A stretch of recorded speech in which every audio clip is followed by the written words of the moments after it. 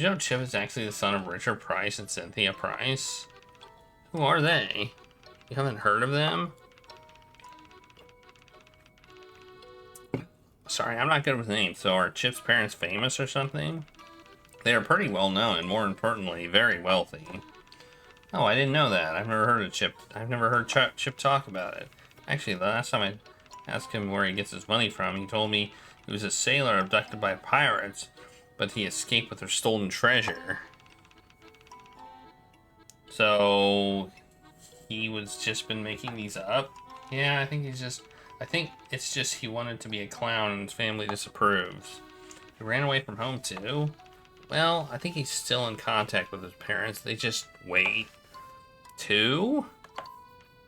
Right, Rolf told me that story about her being a runaway. Okay.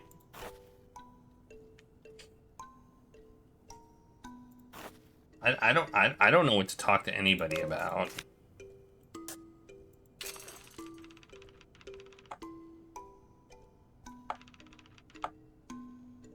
Showing her what's on the note seems like a bad idea. Okay.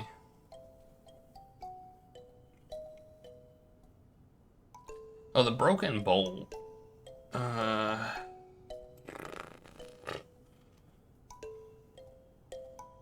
don't know. I don't have any sort of contradictions anywhere. And the 2 tasks I have, I can't do. So, that sucks.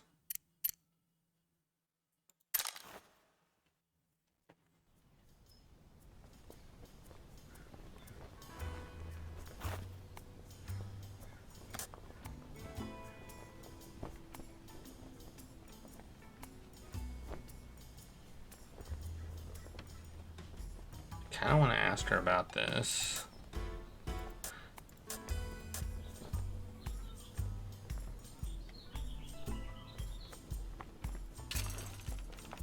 You and Hattie kept your thing secret, right? So no one knew you two weren't on the market, so to speak? Correct. Did you have any problems with that? Maybe an unwanted suitor or two? There were some occasionally, but that's nothing new. Nothing we couldn't handle. Besides, we know we'll always hop on a train and leave at the end of the day. A great excuse to turn people down. What about in the circus? I don't think there were any. What about Rolf? She straightens her posture and looks at me in a tight half smile. What about Rolf? I'm sorry if you didn't know this, or if I'm intruding, but did you know that Rolf might have had feelings for Hattie? Instead of anger or acknowledgement, she gives me a look of genuine surprise. Rolf and Hattie? What makes you think that? He kind of implied it. Rolf implying things about liking Hattie? Not one single part of that sentence is believable to me. I think he might have misunderstood what he was trying to say.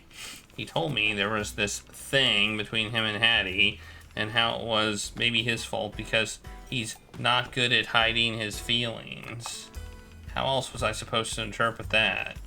She presses her lips together, though I can't quite tell the emotion she's attempting to suppress. Well, that is interesting. Maybe I understand him. Maybe I underestimated him, rather. Maybe you know more than I do.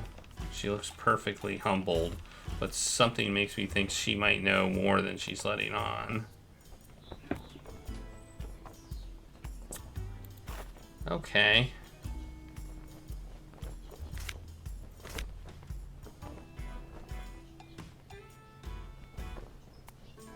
I got nothing here. I'm just gonna go talk to people. I mean, that's really all I can do.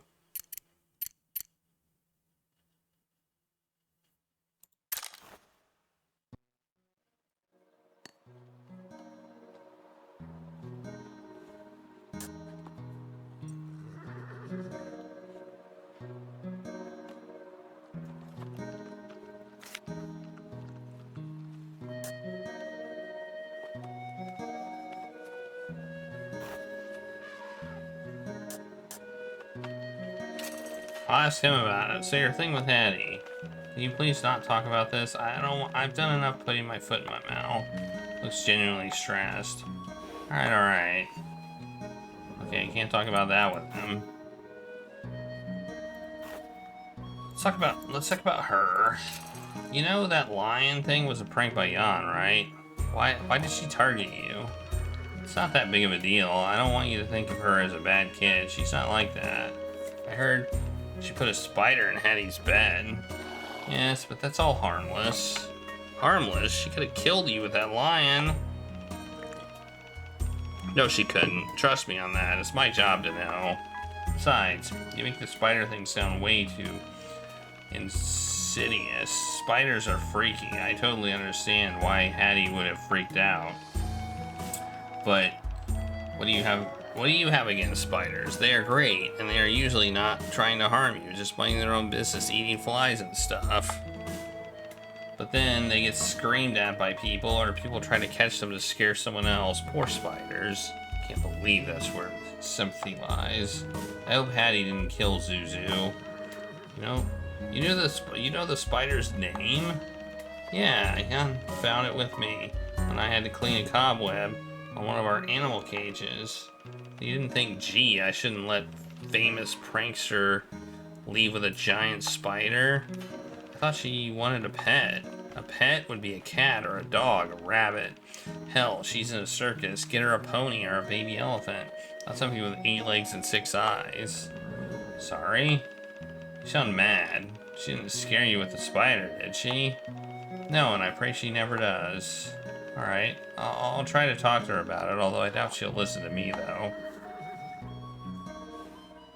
Alright. Okay. I can't do that one.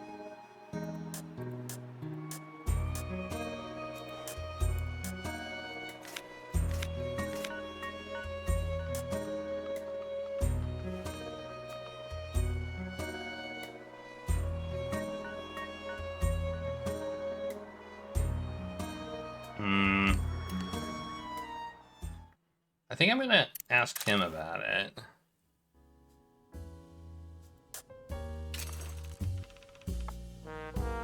Oh, never mind. Never mind. I guess I won't do that.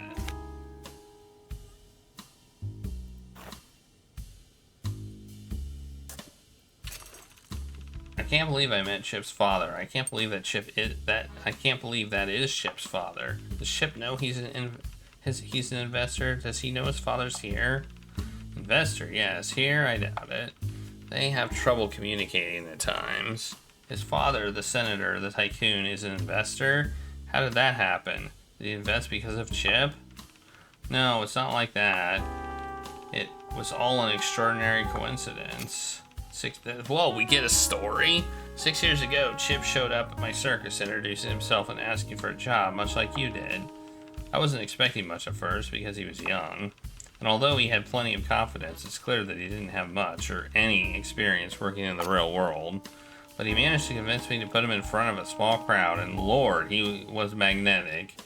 It's like he was born for this. So you hired him, and you didn't know who his parents were? I did ask, but he spun some absurd tale about being raised by wolves. I figured he didn't want to talk about it, so I never asked again. A few years later, I was introduced to Mr. Price by a mutual friend. He was looking to make some investments, and we got to talking. He was quite interested, but he maintained that he wanted to see our performance in action before he made an investment. I agreed naturally. As we walked in, Chip was performing and everyone was applauding. Richard was so surprised he almost tripped on something and fell. I remember asking him if anything was wrong, but he just chalked it up to being impressed with the audience's enthusiasm. We watched the entire show. At the time, I remember thinking he was a great businessman, very hands-on, sharp, and attentive. He asked plenty of questions about the performers. Oh, he actually just wanted to ask about Chip? I can't say. He walked back with me and signed the deal, never indicating that anything was amiss. But that's when Chip ran into him. He saw Richard and cursed up a storm. What are you doing here? Are you following me? In more colorful language, though. I still remember it to this day. Richard looked at him very calmly and just said, "Do I know you?" Ouch. They got into an argument. That's when I learned about their relationship, or lack thereof. Richard apologized for not telling me Said he thought it was irrelevant to our business dealings. After that, it's been almost as if nothing happened. Even when Richard comes to visit, he never makes an effort to check in with Chip personally. Does he ever talk about him? Ask how he's doing? Occasionally, but when he does, it's always say hi or tell him I came by, like he was asking after an old schoolmate he never got along with, not his son. Whoa! Things are still tense between them, huh? At least they have Cynthia to occasionally mediate, though she cannot do much from afar. So they will just stay that way forever? Unless something drastically changes. They are both very stubborn, and when the stubbornness pulls in opposite directions, it's an endless tug-of-war battle. Alright, that was useful dialogue. Well, I mean, I don't know how useful it was, but it was dialogue. It was good stuff. I don't think we need to ask about anything else. I'm gonna call that good. Who else should we talk to? Do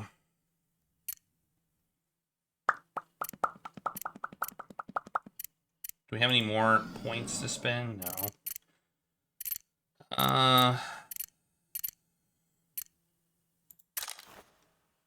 Let me go back here.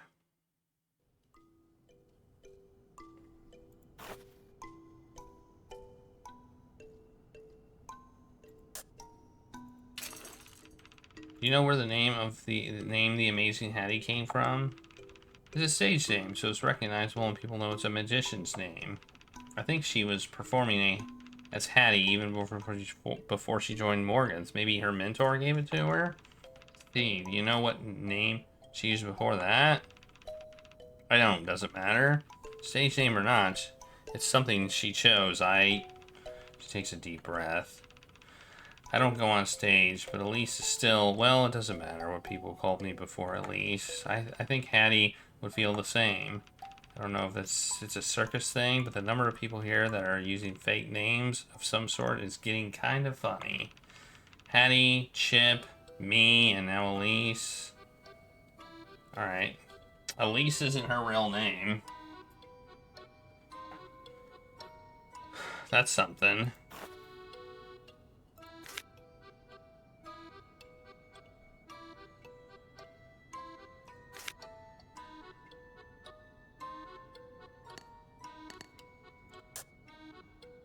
I don't want to ask about Echo, just to do it.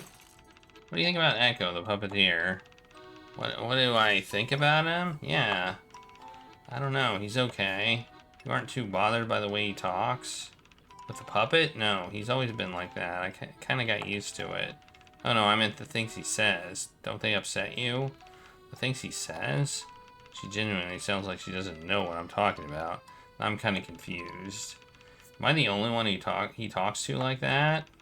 Like what? Like he's kind of harsh, mean. Like he thinks you are a gnat buzzing around his head and he can't quite swat. He acts annoyed sometimes, I guess, but he doesn't really mean it. Are you sure about that? Really seems like he means it, at least to me.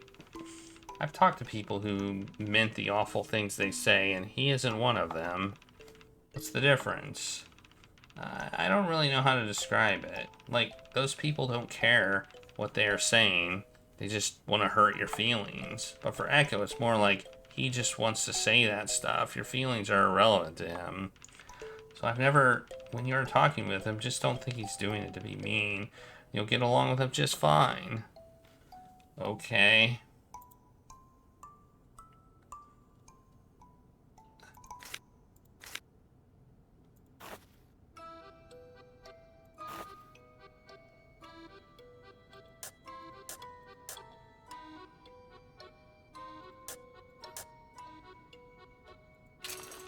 You think Hattie's irreplaceable? What question is that? That's the silliest question I've ever heard. Aren't you replacing her right now? But I know you aren't Hattie. Guess you'll just have to see if the audience buys it at the big show tonight. Well, I'm not going to do the knife act. That's not a real knife act. Let's try mind reading act. Oh yeah. Did I tell you about my act yet? What is it? Mind reading. Really? You want me to try it on you? Yeah, do it. Okay, think of a color, any color. Okay. Are you sure? Lock it in. If you change your mind halfway through, it won't work. I'm sure. Alright, give me your hands. Good, now recite this poem to me. Roses are red, your dress is blue. Moonlighting is silver, but your color is none of the above.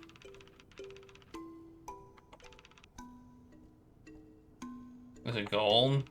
No. Nah, it was. You can't change your answer. How did you know? She reacted to her dress, but not the blue, and... You seem like the type to pick a metallic color just to make it difficult. That's not mind reading, that's just guessing. I got it right, didn't I? Is it really what you're going to perform tonight in front of the crowd? That's what I'm planning. What happens if you guess wrong? I'll just pretend like it's part of the plan. Bam! Done. Ding. Alright, now we're back to Detective. Detective What's It? Who still can't talk to Elise. She's the last person I need to talk to, and I still can't freaking talk to her. But I can't get another action point. I got 100 experience.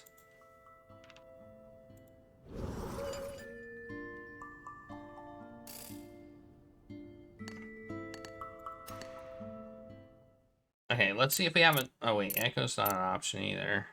Oh wait, Echo is an option. Well, let's watch Echo's show again, I guess. Oh, we can't. Oh, there's no contradiction anymore, so I was right.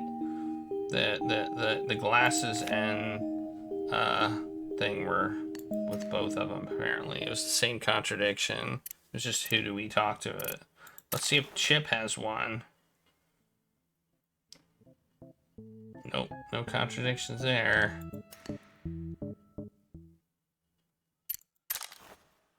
Well, I guess I'm not too sad about things. I don't know what to do. So something happened to me on my way here. Oh, I already heard about that. From who? I don't divulge my sources. How did you manage to find these clothes? I called my secretary and she gave me my hotel address. Oh, okay. And here I was wondering how you would detective your way out of that. Sometimes detectiving just means doing something in the easiest way possible.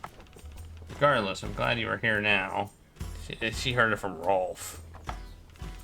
Are you planning to do anything about the attacker? You are a detective, after all. You'll solve this thing, right? Were there any clues? Not really. A few things are certainly interesting, but I don't know what they mean yet. My memory loss is certainly making it more difficult. I can imagine. Anyway, at the moment, the case in the circus takes precedence. You don't think the two are related, do you? It's too early to say. But why did the robber target me? I'm not sure. What? He wasn't a robber, though. I guess he took my clothes, so I guess he did rob me. I'm not sure what I did that day, but I don't look like particularly wealthy. I'm sure there are plenty of better targets at the circus. She hmms in agreement and gets lost in her thoughts. Plus, I didn't take my money. But very few come alone. Huh? That could have made you an easier target. Perhaps. It's dangerous to walk alone in the circus, mister. Maybe you need an escort. She's clearly holding back a laugh, but it doesn't seem to be at my expense. More like she's making a joke that I don't get. I'll walk with you. Oh, no, no offense, but you don't think I can beat you in a fight? I don't think so. Maybe that's true, but only one of us has been knocked unconscious by a mysterious robber. Well, she got me there. She did. Should I ask about the trick? Do you know who came up with the trick behind the knife throwing act? trick. I think it was Hattie's idea first. She's always the one looking for new angles and new opportunities. I imagine once you look at the world with a magician's eyes, everything feels like an illusion waiting to be revealed, a puzzle begging to be solved. But whose idea was it? But whose idea it was is not that important, because she could not have done it without Elise's mechanism. Hattie used to say that the ideas for great magic tricks are nothing but the ability to execute them. Elise operated the mechanism during the show, right? I know I'm always seen as Hattie's partner for the act, but to tell the truth, my job is the most replaceable. You just have to get dolled up, act scared, and be able to keep a secret. But the performance really relies on Elise's perfect timing without being able to see Hattie's actions. It took a lot of practice between them to synchronize the timing of the knife throw and the mechanism. They practiced every other week to keep the rhythm of it just right. How? I guess it was dark. I guess that you make it kind of dark so you can't actually see the knife through the air. So I feel like you could see a knife if you went, you'd be able to see it. But I guess if it's kind of dark, you wouldn't be able to see it. Or maybe you'd be like, man, that was so fast I couldn't see it. Crazy. You know?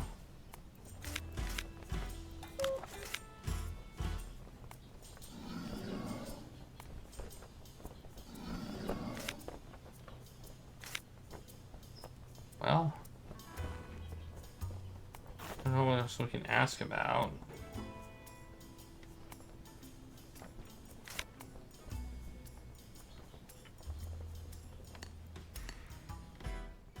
Okay, let's go talk to somebody else. Let's ask Chip about my attacker. Let's see if we can find any clues. So something happened to me on my way here to the circus. Huh? I was attacked by someone who knocked me out and took my clothes. I woke up just behind the trains in my underwear. I didn't even remember why I was at the circus. And? What do you mean, and? Wait. It's real? Of course it is. What do you think it was? Well, sorry, I thought I was set up for a joke. I kept waiting for the punchline. I was busy thinking about how to let you know that joke kind of sucks politely. That's rich coming from him. No, I wasn't telling a joke. So you're really half naked outside the trains. You mean like the trains we all live in? Actually, I think it was. Wait, how long were you out there? Was it the whole night? I have no idea. Does that mean I could have seen or heard you? Do you snore? I thought I heard someone snoring tonight, but that could have just been echo. I don't, but that's not really the point. I was passed out, not sleeping. Do you have any idea who did it yet? No, I'm kind of busy with the case at the moment. Don't you think it was Don't you think it was the same person? Could be. I prefer if no one else hears about this. Right, our secret. He nods and mimes zipping his lips, but somehow his shifty eyes tell me he's gonna blab the first chance he gets. Why do I think it was a good idea to tell him? Because we need to find out the attacker. Maybe he saw something, that's why.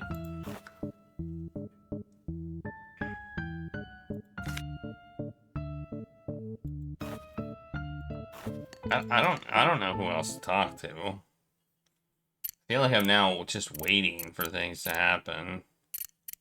You know? I don't think we can we talk to him about it?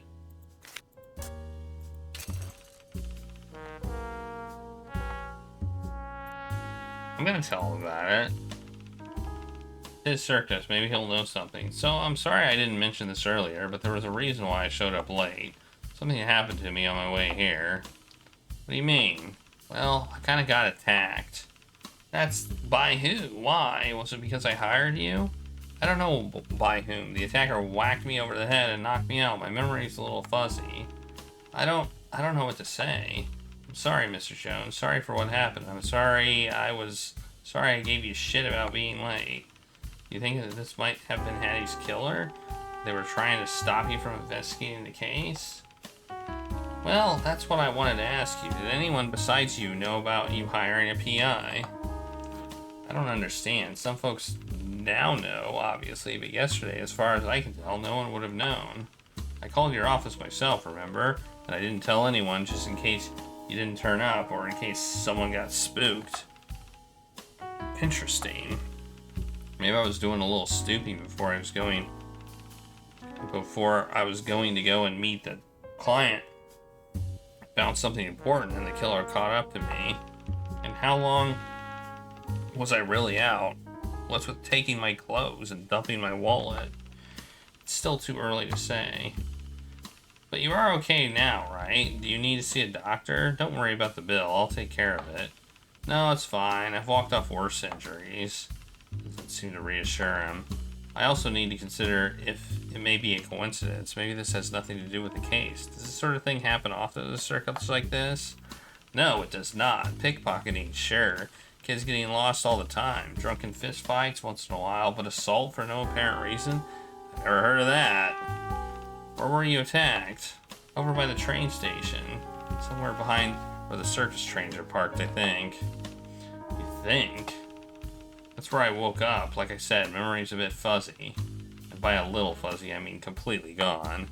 Well, that's on the outskirts. Most circus goers won't go there. One of my workers might have seen or heard something about it. It's right near their living quarters. I can ask around for you. Well, I'll do it discreetly. That's good. Okay, I feel like that was useful. I feel like that was a useful conversation.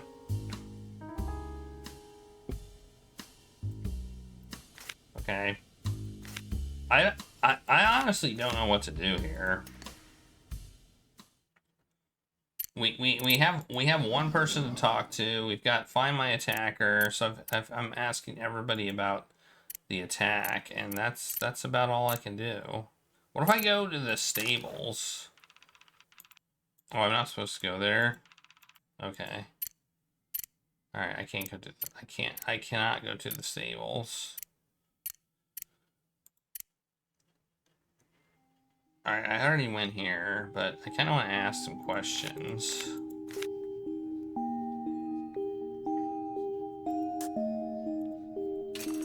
Are you familiar with Chip and Chip the Clown? Am I familiar? Yeah, what's that? Are you going to ask what I think of him as well? Well, what? He's an overindulgent, underdeveloped, mouthy, empty-headed man-child. Whoa, tell me what you really think. You asked. I asked. You didn't even let me finish my question. I'm guessing you two don't get along then. Forgive me if I fail to congratulate you on your astounding skills of deduction. What's your problem with him anyway? No reason needed. Okay, that was it. Okay. That's Elise right there. I haven't met her because I haven't had a chance.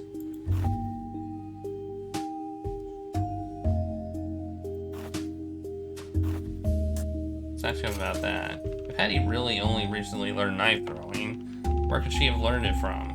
Someone else in the we already know the trick's fake. Or did she just start training herself? That doesn't seem like something you can just pick up. You need the right equipment, a place to practice, a partner, eventually. I wouldn't know, but there's someone that might. You're talking about Aideen, her partner. He has a non-committal noise. I guess it's confirmation enough coming from him. Maybe I should ask Aideen about it. I already did. Should I ask him? Should I tell him this trick is rigged? So I figured out how the knife throwing thing actually works. No, I don't want to hear it. You don't? It's called a trade secret for a reason. Wow, I didn't know you had such high ethical standards. I do not. I simply refuse to stoop to that level. It was her act. I don't care how it's done as long as it works. So unless there's something related to the case specifically that you need to ask me, I don't need to hear about it. Okay, well, there you go. He doesn't want to hear about it. Okay. Can't ask about that. What's me think I give a horse's ass about this? In this case, it's quite literally about the horse's ass. So he smooches a hand over Smooths a hand over his robe impatiently. Go tell Chip that joke. I'm sure he'll love it. Or better yet, ask Rolf. I'm sure he has 1,000 things to say about his precious pet. Well, I can't because Rolf is in places I'm not allowed to go. Dang it. Stupid Rolf. Being in places I can't go. What a jerk.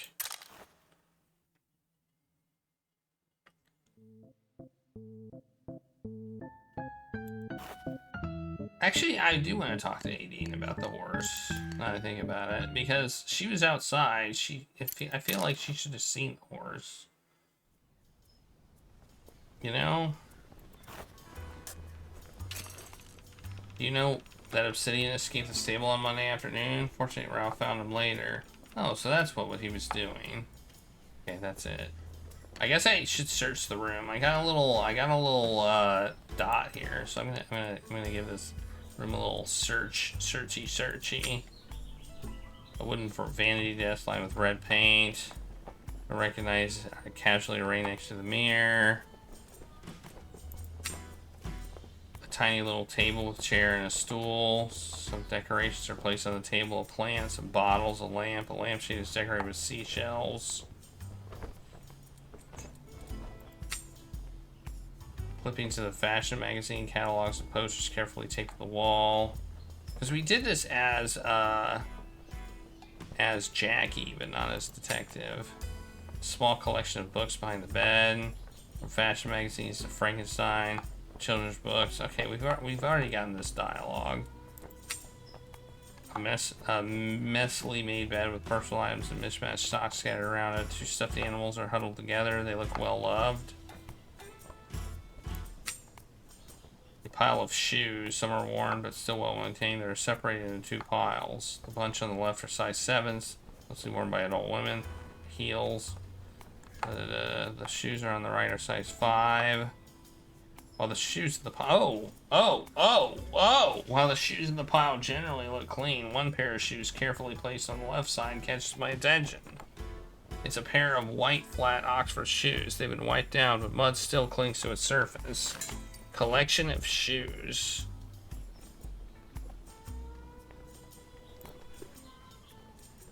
Is that going to create a contradiction, maybe?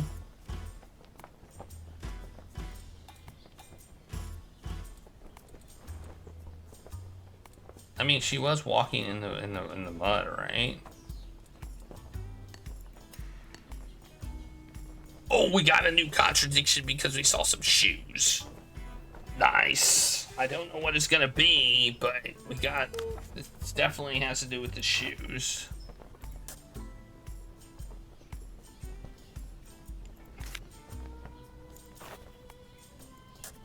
Her statement, maybe?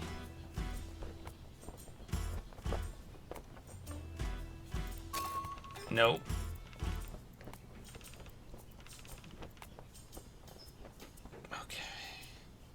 The shoes definitely have to do with something.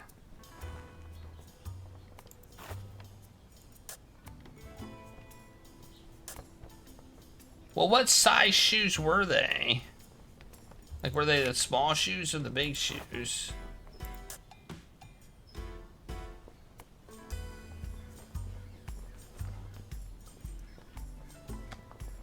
That's the question.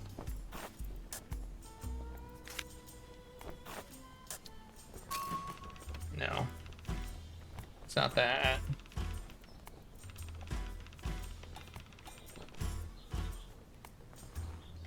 I'm gonna have to figure it out, though. Okay.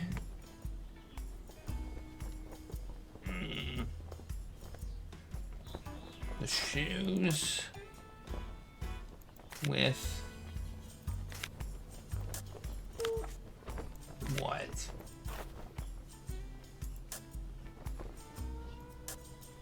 No.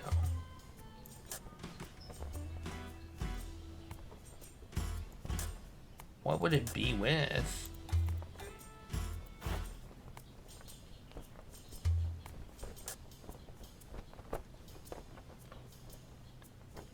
Where would the mud have come from?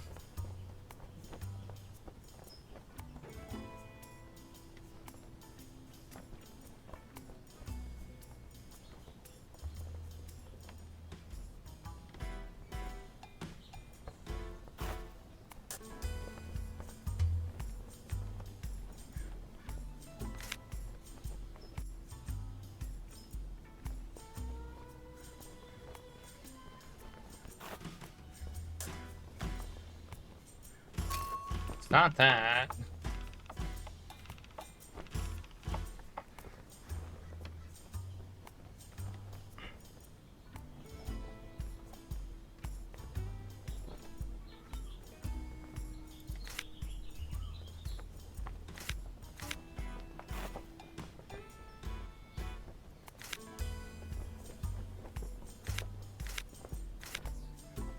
I mean, there is a notable contradiction with the photo and the and this.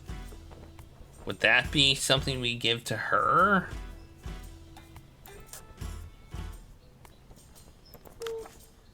You know, because this one shows a knife. Maybe let's try it.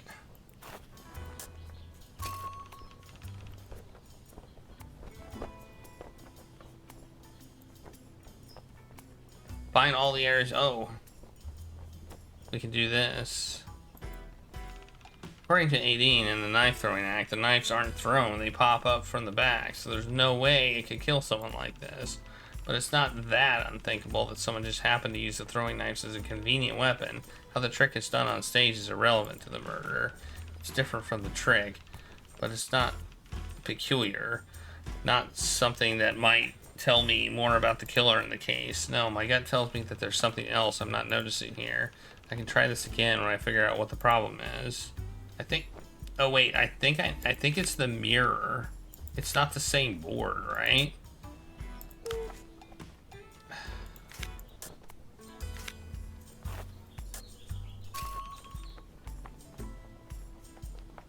She said there was something behind the board. This is not the right... There it is. The knife throwing trick relies on a mechanism in the back of the board, but in the crime scene photo, the reflection in the mirror shows the back of the board is empty. You said that the knife throwing act actually only works because there's some mechanism hidden in the back, right? I've told you more than enough about the trick at this point, Detective, although I really shouldn't. We've gotten this far, haven't we? I'm not asking about the trick, for God's sake. I'm interested in switching career. I'm not interested in switching careers. If it's not about the trick, what is it about then? The mechanism. It's visible, right? Like, if you can definitely spot it. Like, you can definitely spot it if you are looking. Yes? She looks at me, brows furrowed, no longer at ease. I can tell she genuinely has no idea what I'm getting at, which is interesting. Do you know there's a photo of the crime scene? Have you seen it? No, I haven't seen the photo, but I saw the room. Did you notice anything out of the ordinary? I hand her the photo. She hesitates for a second and closes her eyes, taking the photo from my hand. The board and the photo. Look at the reflection in the mirror. She gasped. There's nothing on the back. Didn't you find that peculiar? I honestly just never noticed. I was so shocked, and she was lying there.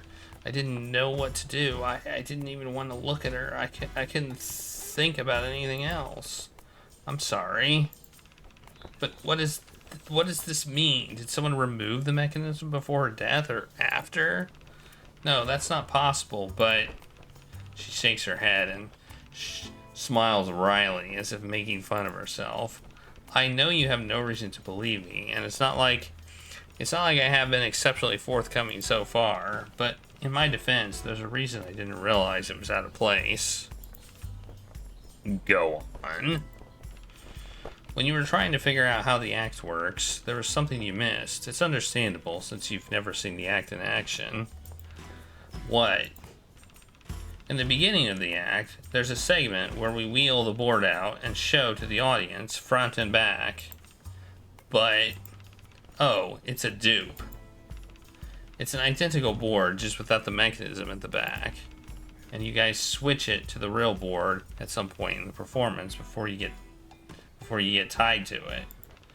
So not only are there two sets of knives and two operators, there are two boards. And the one that Hattie was tied to is actually the decoy. That's right. That doesn't make any sense. Why? I was sure that what happened to Hattie must have had something to do with the act.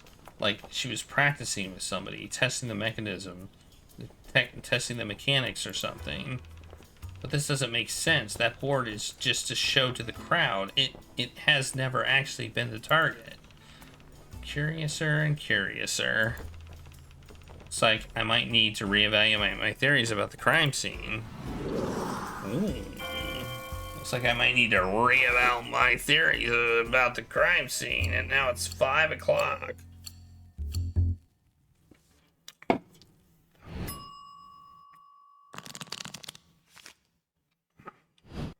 We still don't have anything to do. Oh, we can get Echo's story now. Actually, we do have something to do. Echo's available. The backstation is quiet. Lisa's nowhere to be found. Echo sits in front of one of the makeup tables. He's looking down at something, a fork in his right hand. When he notices me come in, though, he rolls his eyes and drops the fork to grab his puppet from the chair next to him. He ties the strings of the puppet to his left hand and tries to speak to me. What do you need now?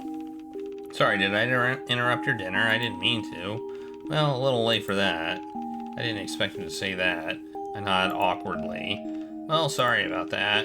What are you eating? Ham casserole with potatoes. It's steaming as if it's fresh out of the oven. There's a layer of cheese on top. Pieces of pink ham sticking out through the cheese. Well, it looks good. It's fine. You can fetch some from the food tent if you want. There's a food tent? Translation, don't look at mine, get your own. Oh, I'm okay for now. Well, he raises his eyebrows to me and points to the dish with his free hand. Right, I'll leave you to that. I awkwardly survey the room for a place to sit as he returns to his meal. Maybe because I'm still here, he doesn't put down the puppet. Instead, he clutches the dish awkwardly with the string still hanging in his left hand. That makes me feel a little guilty, as if I'm making his life harder, but also, it's a pretty funny sight. Using his right hand, he starts digging through the casserole. It's a fantastic looking casserole with bits of ham, potatoes, and broccoli, all covered with cheese. I'll be honest, the smell is making me feel a little hungry. But if Echo's not eating anything yet, instead he's rummaging around through the casserole like a thief ransacking a home. He's picking out pieces of broccoli with the fork and shoving them all to the side. Since everything's covered in cheese, it's not the cleanest process. I watch him pick out broccoli for minutes. He still hasn't taken a bite. Finally, he snaps around and glares my way. Do you have to be here? I don't like people watching me eat. Is that what you are doing? I thought eating traditionally involved opening your mouth and putting food in it. He rolls his eyes. What I eat is none of your business. What do you have against broccoli? I don't like it. What, is that a crime? No, I'm sure plenty of 5-year-olds agree with you in that front. Wouldn't have pegged you for a picky eater. Well, I'm sorry to disappoint. I'm just feeling sorry for the casserole. Do you want it? You can have it if you just stop bothering me. Pushes the casserole across the table. The plate looks like a disaster zone, like a corpse that's been left out for the vultures. One glance kills my appetite. No thanks, you can keep it for yourself. Oh, so you aren't eating it? Funny, with the way you had those opinions, I thought you were talking about your own food. He has a point, but also the mess of a casserole and the poor pieces of broccoli might disagree. He makes an irritated noise and tosses the fork aside to turn back and look at me. Seriously, what the hell do you want? Let's get your business over with so I can return to my dinner in peace. Okay, well, I got a question about this thing. I don't really tell him we stole the key and peeked into his trunk and even possibly broke his puppet. Yeah, I don't think I want to bring that up unless there's a good reason to. Well, that's my freaking goal! Get Echo's story! Well, we can apparently we got a contradiction here. What the hell is the contradiction?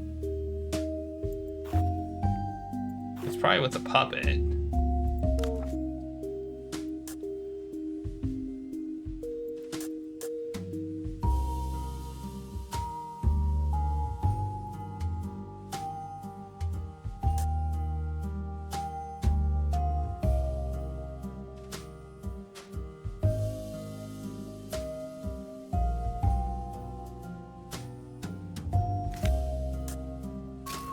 There it is. Chip said Echo only started puppetry because he had to abandon magic when Hattie started her apprenticeship 7 years ago, but I found a puppet gifted to Echo before that time. When did you really start learning puppetry? He tilts his head, not hostile, but wary. A long time ago, why? Can I ask, was it before or after Hattie became your fellow apprentice? He narrows his eyes. What does that have to do with anything? You can't think I gave up magic because of her, can you? Let me guess, because I was jealous of her talent. Well, why don't we start here? Why did you decide to give up on magic and study puppetry? It's none of your business, but it had nothing to do with Hattie. Can you prove that? What? Are you out of your mind? No, I can't prove why I chose puppetry, can I? Do you want me to get a mind reader? But here's the thing. You have the proof, don't you? What are you talking about? You could have just told me that you started puppetry 8 years ago before Hattie started her apprenticeship with your mentor. He starts to open the puppet's mouth, no doubt, to give me some new retort, but upon hearing my words, he closes it again. How? And that, in fact, you have something to prove it. A gift from your mentor when you started. Before I finish that sentence, he suddenly stands straight up, impossibly taller than before, steps closer and leans in till I can smell his breath. What did you do? Look, I'm sorry, but you couldn't have found the key by yourself. Chip. He says his name like a curse, and I don't mean it's a profanity. He sounds like he's wishing for epic misfortune to befall Chip. But it's actually good news for you. I don't understand why you didn't bring this up yourself. This means you were right. You don't have a reason to be jealous of Hattie, since you already gave up magic before she came along. There must have been a reason why he did not use that to refute me. Something worse than being accused of having a motive for murder? What could it possibly be? You are not about to argue that I should be grateful for you for invading my privacy just because you happen to discover something in my favor. I could care less about if anyone thinks I was the one who killed her, and I don't care if somebody talked you into it. If this is how you wish to act, so be it. Look, I really am sorry about that. I thought, it doesn't matter what I thought, I shouldn't have done that. But it's innocent. I'm just a couple of puppets. Why don't you just simply tell me that you started puppetry before Hattie's apprenticeship? It's none of your business. Did Hattie herself ask you to investigate her death? You fashioned yourself some kind of hero detective? Well, right, sorry. So you really gave up on 3 years of study on a whim. Why? If you think I would still tell you after that, you are wrong. Alright. Can I guess? You never learn, do you? What do the engravings say again? To my dear apprentice Echo, please don't be discouraged. If I had to guess, I don't think it was totally voluntary. Something might have happened that made it hard, if not impossible, for you to do magic.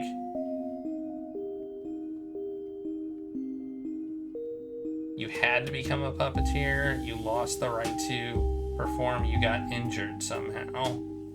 Lost the right? What does that mean?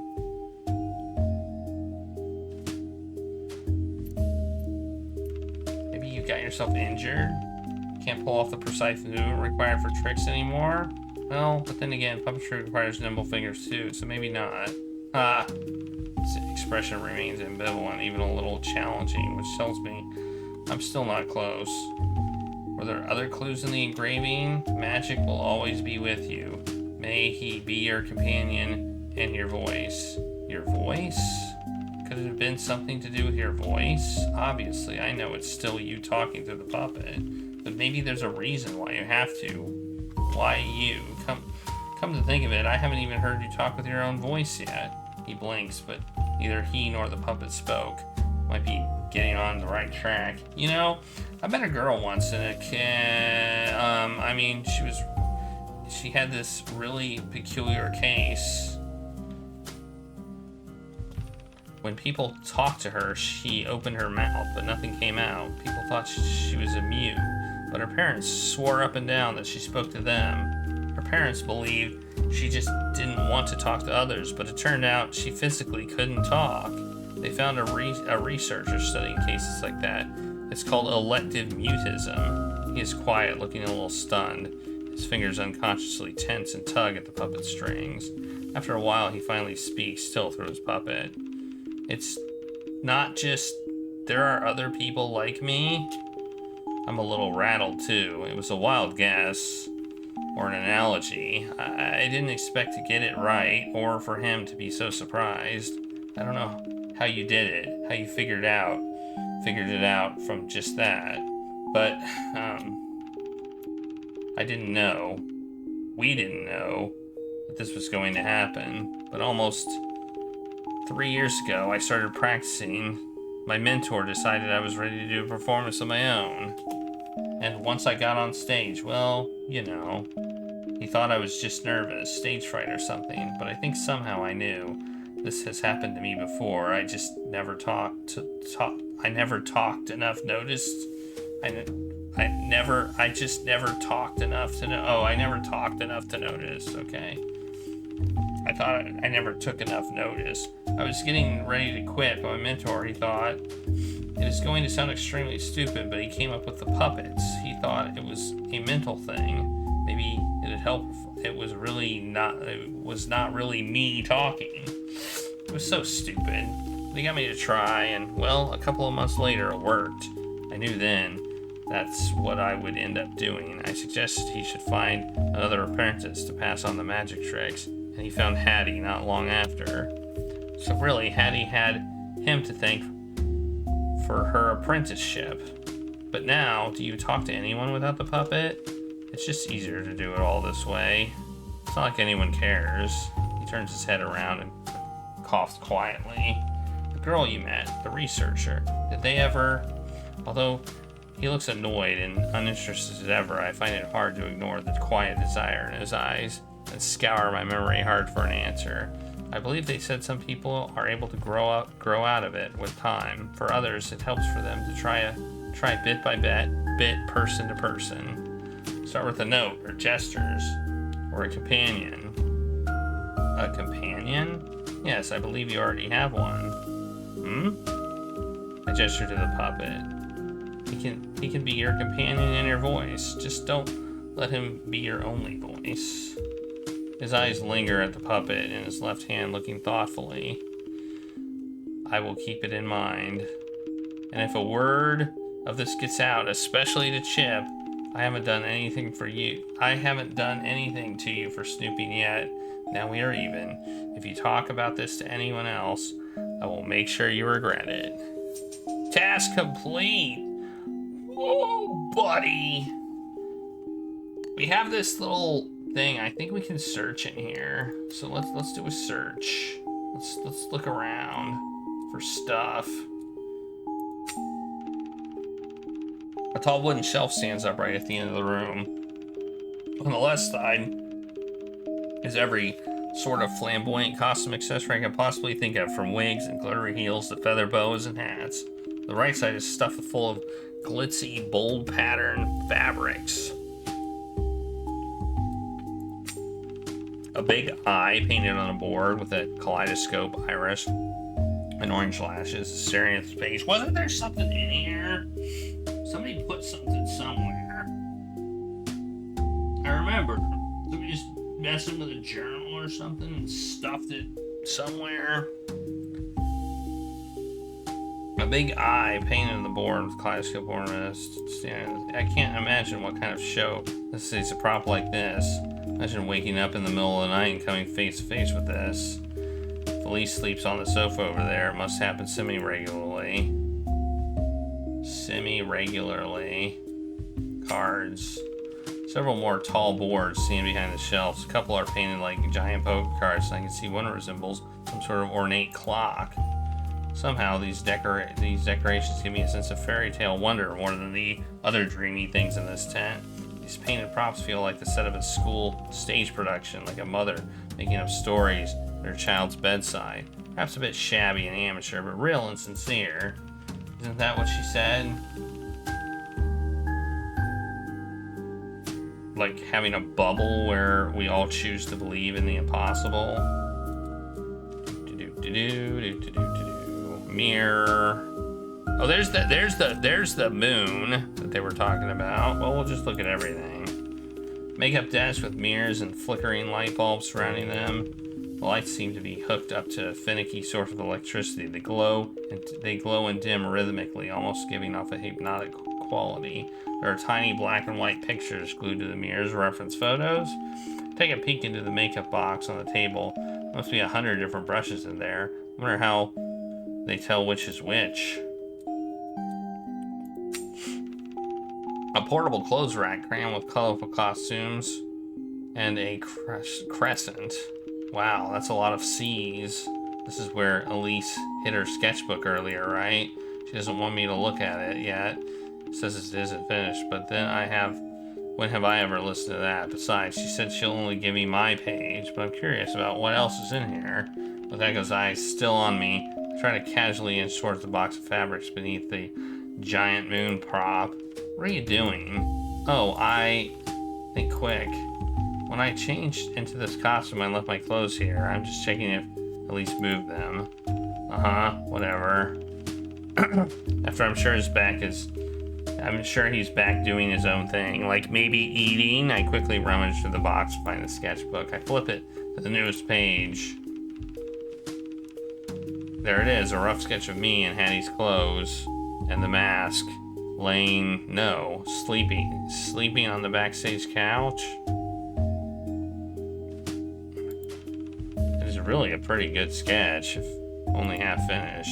Make some noise again, just in case Echo was still listening, then flip back to previous pages. True to our word, most of the things in the sketchbook are just doodles. There are sketches of other circus members. What am I gonna find in here? Most is fiddling with his record player, putting on her makeup, Jan enjoying a piece of pie with cream on her face. And then there are random images of things. Design of someone's costume, arrangements, stage props, what looks like a rough sketch of some sort of mechanism I can't recognize. A mechanism. There's a hand, a thing. A mechanism. Where's the mechanism? They are not all circus related either. Yeah, that's not circus related. There's a plane. There are clearly sketches of random things. A singing cat, a great vine, a flying airplane, things you probably saw on TV or read in books. There's also full of still life images of a room I can't even recognize, but it looks like an inside of a train car, probably some circus worker's room. As I thumb through them, one page feels different. I almost missed it as I flip through the pages as it is torn in half. It depicts half the face of a woman, probably in her late 30s. She looks like she's in the kitchen holding a tray of sugar cookies. Due to the rip, only half of her face is visible, but I'm still sure this isn't anyone I recognize, not one of the performers I've met so far. God, I am Snoopy. I'm Snoopy. I'm gonna call this a yoink. Because goodness knows,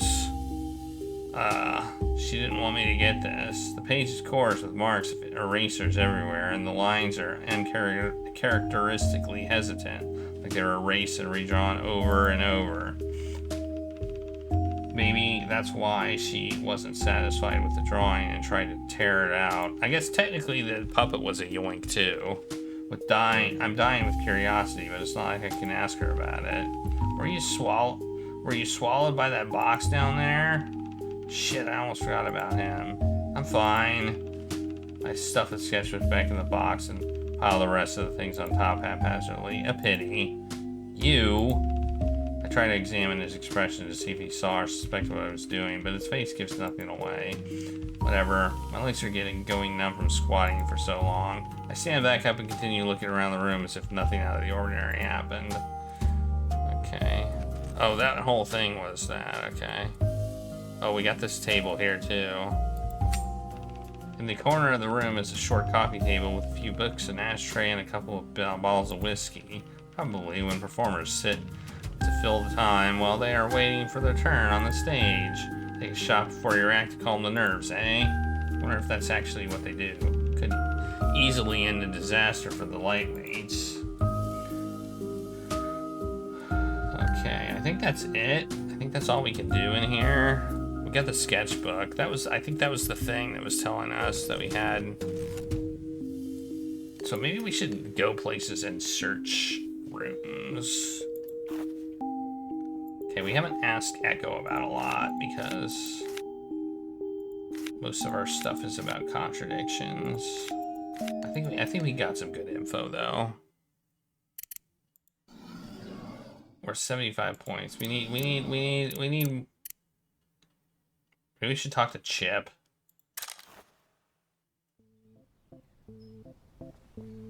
We don't have any contradictions there. Unless, I mean, I'm gonna go around and look for contradictions. I don't know if we'll have any though. Because they didn't really do anything last time that would have gotten us a contradiction. So, but I think there's some new people. Maybe some new people we can talk to. Before I even enter the stable area, I can hear the noise of something grinding in between all the animal noises. Lisa's standing in front of the stalls holding a giant handsaw. She has a long piece of wood on top of a haystack, one leg fixing it in place while she crouches down to saw it. The handsaw looks heavy, and the haystack isn't exactly firm. I want to warn her, but don't want to risk distracting her. But her bony arms are deceivingly powerful. She holds the big saw in one hand like it's nothing and goes to work on the wood. Only after she saws clean through it do I dare to go up and say hello. What are you working on? Oh, look over there. She's pointing towards the middle stable stall. The black horse is still standing there. Hey, the thing is there. Glancing at us curiously. That's right, the broken door bolt. Oh, it's just they didn't change it in this picture. It looks like the mechanic is finally getting around to fixing that. Oh, I heard about that. Obsidian running out? Yeah, gotta fix it before we leave, or we're gonna get a bill from the owners. As we speak, she walks over to the stable door and starts working on replacing the bolt. She looks around for a pair of pliers and comes up empty. So she shrugs and pulls out the nail and rope with her bare hands. Did you just... What? Oh, the nail? It really wasn't that deep. I'm stronger than I look. Almost done. 1 second. She has her head down working on the door. One hand sliding in the new bolt, the other stroking the black horse. Yes, I told you, I'm not scared. Obsidian. Elise immediately closes her eyes and scrunches up her face, but she is laughing at the horse, both hands reaching up to touch its face. A few licks later, her hat is pushed to the side and her hair is standing up in all directions. I've heard of a cow lick, but never a horse lick. She laughs again. I think it's her first time. The first time I've ever seen her laugh out loud. When all the worries have been wiped away from her face, she looks so young. Rolf said she was still underage when she came to join the circus a few years ago, which means she's in her early 20s at most. But she's been taking major responsibilities here, from fixing everything to helping me with my disguise, even though she is clearly shaken from Hattie's death. She continues working on the bolt, setting the new one in place and testing it, fighting with the horse's attention the whole time. Sorry, Obsidian, stop. Alright, I think I'm done with the door. She uses her fingers to comb her wild hair and puts her beret back in its position before turning back to me. Sorry about the wait. Did you need me for anything? Oh, we don't have contradictions from her either. Dang. I mean, I asked her about the broken bolt, but that doesn't seem like it would do anything. Maybe I'll ask her about that. Do you know much about the financial situation of the circus? No, it's none of my business. I heard Moses was talking with an investor. It turns out the circus has not been doing well financially. What? What do you mean not doing well? Not making money for the past 2 years, essentially. You knew nothing about this? No, why would I? Have you seen attendance dropping for the time you've been working here? Her eyes move rapidly, searching her memory. I don't think so. It's always been like that. If anything, when Hattie got here, I think there was a boost. So that's interesting. I wonder if somebody is stealing money, and that's why she was killed. And maybe Hattie found out. But maybe there has been, you don't notice if things change gradually, and it's not like we know the exact numbers. Why are you telling me this? What did Moses say? Moses told me the investor, we would be fine as long as Hattie was here. But she's not. Yes, but the investor didn't know that. She covers her mouth with her hands. I haven't even thought about that. What will happen to the business with Hattie gone? Are you worried that the circus will close down? No, Moses would never let that happen. What is he going to do about it? I don't know, but there's got to be a way. If it's a way, Moses will find it. The circus is his. He will never let anything happen to it. Okay, that was an interesting dialogue. Let's ask this now. So what's this whole Hattie situation? So this whole Hattie situation seems to be the talk of the town. I know it's been crazy. If you don't mind me asking, how has this been affecting the business? Are people really returning their tickets? I don't know, it's not for me to worry about. But this whole thing just feels so wrong. I remember a time with the circus coming to town would be front page news. People would drive for hours in contract boats just to come see the performance. Kids would try to sneak in or do all kinds of odd jobs for them just for a free ticket.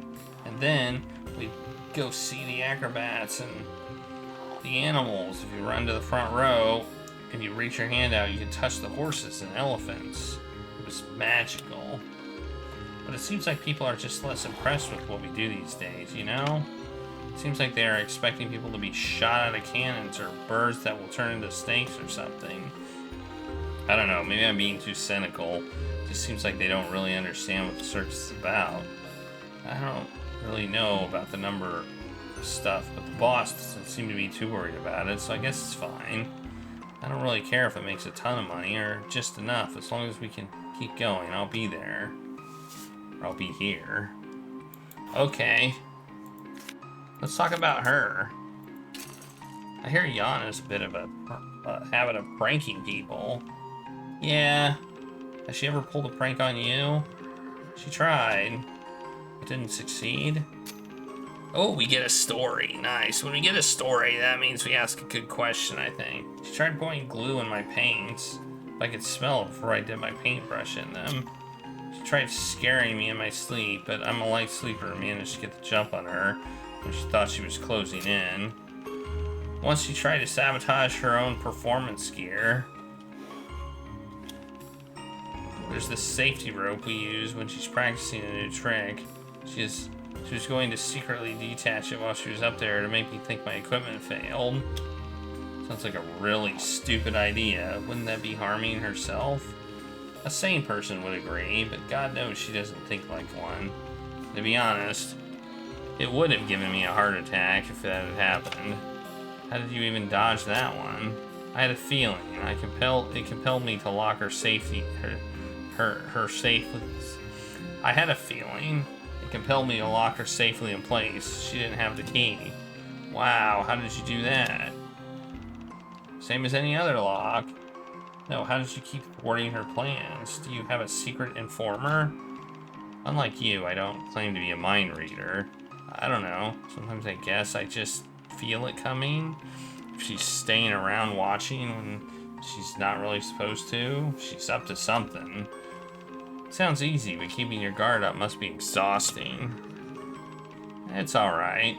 I'm good at it, I guess. She hasn't tried anything else since. I guess when Hattie came, she found a new target. Man, is it a prank gone? No, it can't be a prank gone wrong. I mean, no. No, it's not a prank gone wrong, is it? No.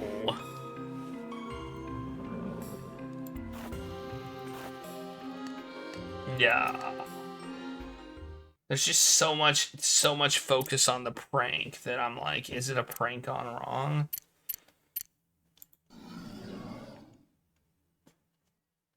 You have a thought? A thought, you say? Like, we don't we aren't, we as Jackie don't know how the trick works. It's the detective that has figured that one out. But we don't know that. We haven't seen it. We haven't seen the crime scene photo. We haven't seen anything, so let's go. Oh yeah, I'm not supposed to go to public areas. That's right. There's places I'm not supposed to go to as well. Can I search this place? No, I can't. Okay. What's your thought, Busty Bookers? Is it long and complicated? Or is it secret? Should I talk to Chip about this? I mean, he kind of told me that.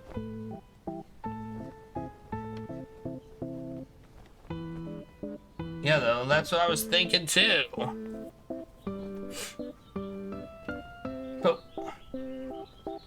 But why would Hattie have agreed to it?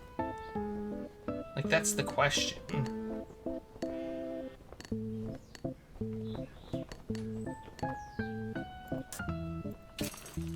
Has Jan ever pulled a prank on you? Of course she has. What did she do with you? She scrunches her face together. He scrunches his face together, tasting something sour, and recalls with a fake heavy voice. It was a lovely summer night. The smell of roses filled the air, and a light, cool breeze gently flowed over everyone's skin. This feels like Who Shot Mr. Burns when Maggie did it. If that's the case. Get to the point. It was the sort of night to enjoy the company of a lovely lady. I could go back to my room, of course, because I share it with someone else who will not willingly vacate the place to give me more private time. But we got a story for this one, too, so I decided to take the lady to a storage tent. Not the kind of place fitting for a lady, I know, but in my defense, even a beaten down, leaning tent will feel like a palace when you're with someone gorgeous. Please tell me this isn't going where I think it's going. Where do you think this is going? You got naked and then she scared you, interrupted you, dumped cold water out. We didn't have time to get naked. So it's better than I thought. No, it's worse. She ran in and called me dad. What? Yup.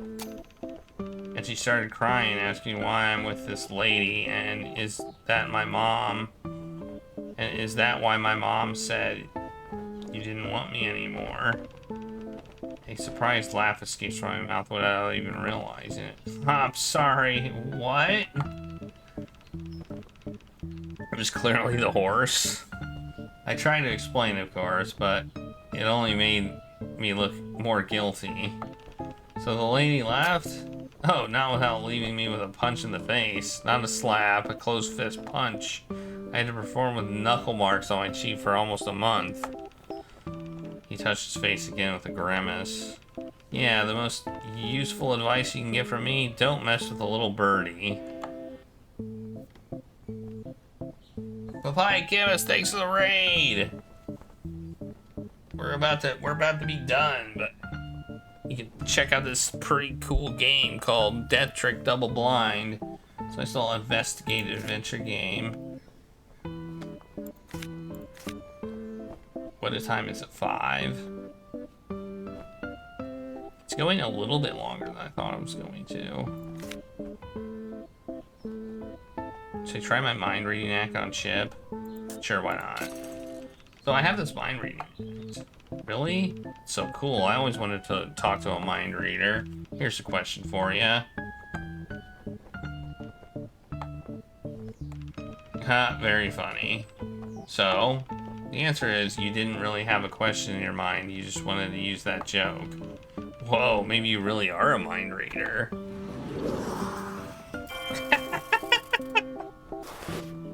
Okay. Yeah. I agree. That is how it goes, isn't it? Alright, we're the detective now. Alright, that was it. Where should I go next? I walk outside and head to the field, thinking about my next steps. Mister, can you wait a second? I turn around. There's a young boy behind me, staring at me with curious eyes. He's thin as a rail, with a shining smile, despite a few missing teeth. He's bouncing on his toes and looking around every other second, radiating infinite enthusiasm. Sorry, are you talking to me? Yeah, you are the... He looks around before mock whispering in my ear. The big detective, right? I suppose. That's right. I have a message from the boss for you. He wants you to go see him in his office as soon as possible. Oh, you mean Moses, right? You're with the circus? I sure am. I deliver messages and stuff. Everyone just calls me Little Lee. Nice to meet you, Little Lee. So Moses asked for me. Did he say what it was about? Nah, it's big people stuff. I don't ask questions. Well, your message has been delivered. I gotta go. Before he runs away, he turns his head back to me and performs a mock salute. Nice to meet you too, detective. Hope you solve the case. Kid certainly moves fast. No wonder they have him delivering messages. Well, he's the one that probably hit me on the back of the head. What were you up to, biochemist? You were playing... Oh, Rosewater? Nice. How is it? I'm sure it's awesome. It sounds urgent. I better head over there now. Excuse me? Mr. Jones, please come in. I take it you received my message? I did. Your messenger boy was very chipper. He's eager, fast, loyal, and doesn't ask any questions. He's one of the best workers I have. So what's the urgent message? I just received a visitor from the police department. Looks like my pestering has worked. To a certain extent, at least. They did still make it clear that they don't intend to do anything about the case, but they did deliver this. Oh, I got an autopsy report. He pulls out the file. Yeah, I did. I got the autopsy report, buddy. Literally the least they could do. Anything surprising? Have a look for yourself. Victim, female, age 25 to 35, blah, blah, blah. Time of death, Monday afternoon. Toxology negative, no alcohol or drugs in her system. Okay, good to know. Cause of death, stab wound to the chest. Yeah, no defensive wound. Slight bruising around the wrists. Okay. Murder weapon, knife. Wait, what? I do a double take. The knife from the act wasn't the original murder weapon? I rush to read the following explanation. Whereas the throwing knife should be expected to make a linear wound with both ends pointed, the actual wounds were more triangular, and while the stabbing motion was forceful, leaving marks on the bone, the throwing knife left no hilt marks on the skin, which shouldn't have been possible given the depth of the wound and the length of the blade. However, as the wound matches the throwing knife in width, we can only deduce that either the original murder weapon was a similar width, or it's possible that it had a narrow blade, but the wound was widened by the insertion of the throwing knife post-mortem. Therefore, it's likely the initial stabbing was done with a sharp weapon with a thicker blade and duller edges, either longer or hiltless, and either equal to or narrower than the throwing knife. Huh. This certainly has implications. I need to rethink some things. Can I keep this for now? Sure. Ooh. See, we can... Thank you for giving this to me. Thank you for giving me this. I don't know what it means yet, but I can tell this will be important. I would have been nice to have it when I started today, but I am not going to complain. Trust me, I'm not happy with them dragging their feet either, but better late than never. Speaking of time, that may be the one thing we don't have a lot of left. He taps on his watch. It's 5 already. At 7, the show will start, and almost everyone, will be busy with the show. That means 6 o'clock might be your last hour. We can ask any questions you want. I must spend it wisely then.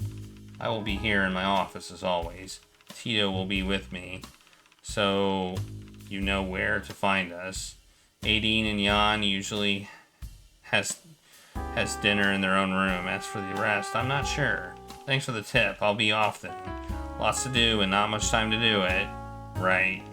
If there's anything you need help with, please let me know. I appreciate all your help so far, especially sharing the report with me. Shakes his hand. He shakes my hand and stands up to send me out the door. Mr. Jones, I just wanted to say I know you've been given a nearly impossible task.